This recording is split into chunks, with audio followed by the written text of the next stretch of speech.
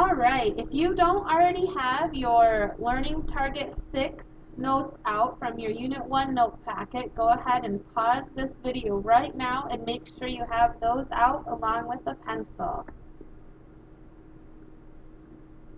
All right, now that you have everything out and ready to go, this video is about Learning Target 6, which says I can assign and label the independent variable and the dependent variable and relate them to the domain and range.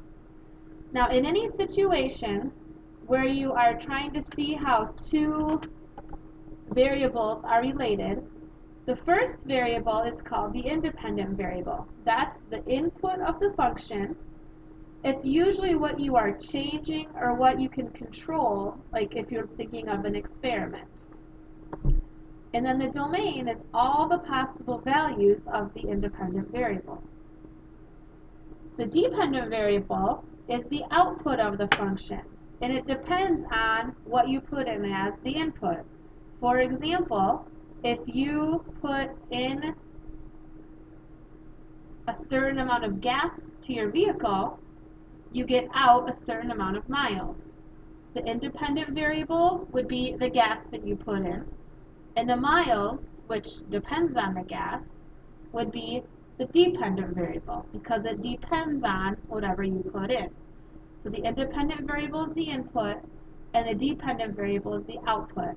You can change how much gas you put into your car at the gas station, but how many miles you get to go based on that is something that you can measure, but it's not what you're changing.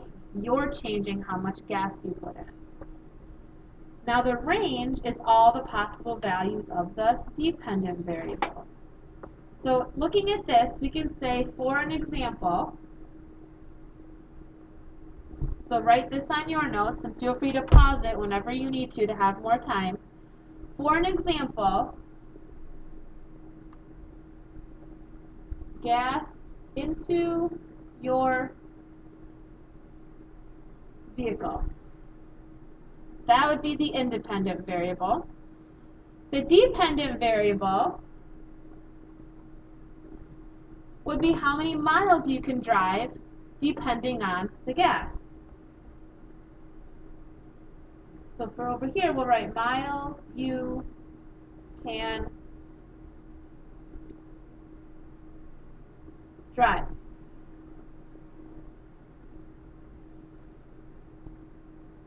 Now the domain is all the possible values of the independent variable. Now in my car, I think that I have a 16-gallon gas tank. So I could put anywhere from 0 gallons to 16 gallons of gas in my tank. So that would be the domain, all the possible values that I could do for the independent variable. The range is all the possible values of the dependent variable. So based on how much gas I could put in, how many miles could I drive?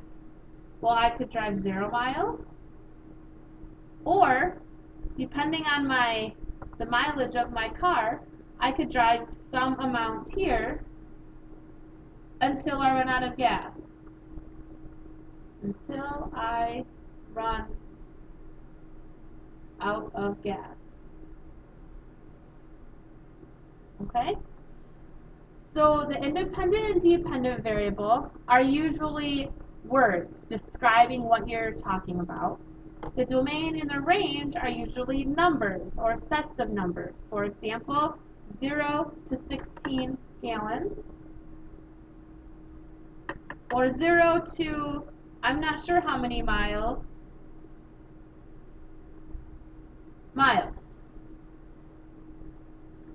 Let's look at this example. The amount of sunlight a plant gets determines how tall it will grow. So to decide what is the independent and the dependent variable here, I'm going to ask myself first, what am I able to control in this situation? What is the variable that I am introducing into the situation?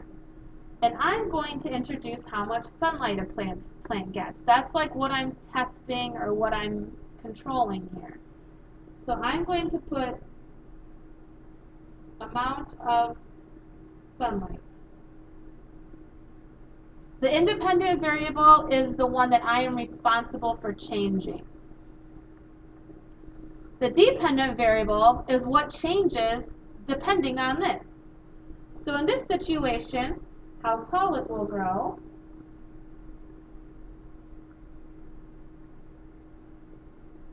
would be my dependent variable. And then in parentheses, maybe I can put height right here, because that's really what I'm measuring. The dependent variable is what you are measuring in the situation usually. Now the domain is all the possible values of my independent variable.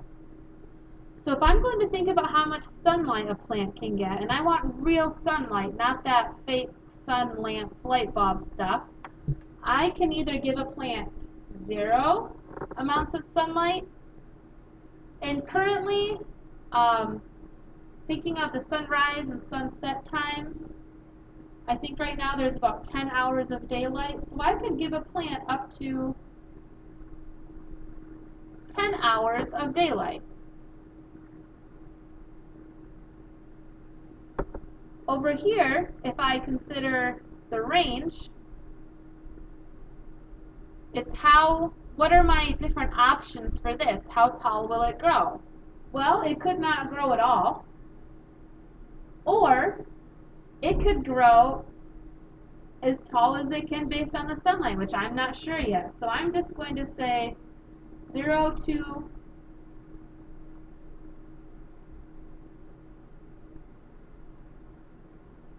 whatever the maximum height ends up being, question mark,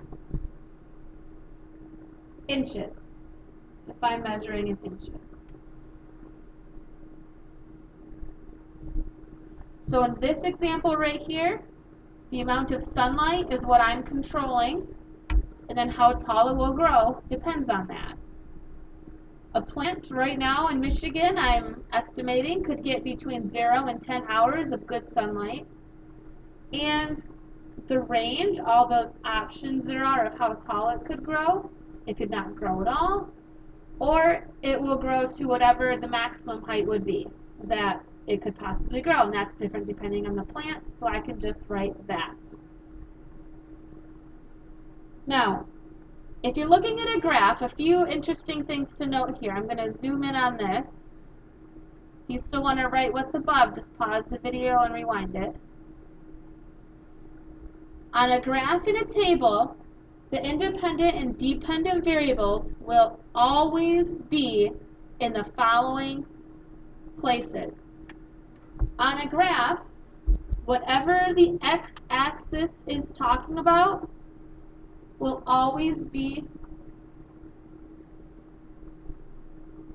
the independent variable, and whatever the y-axis is talking about will be the dependent variable.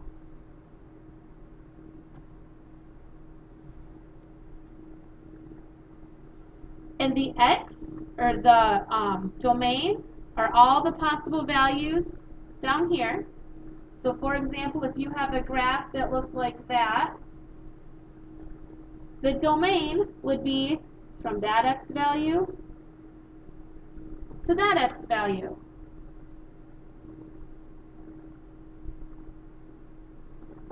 That would be the domain. The range would be from that y value to that y value.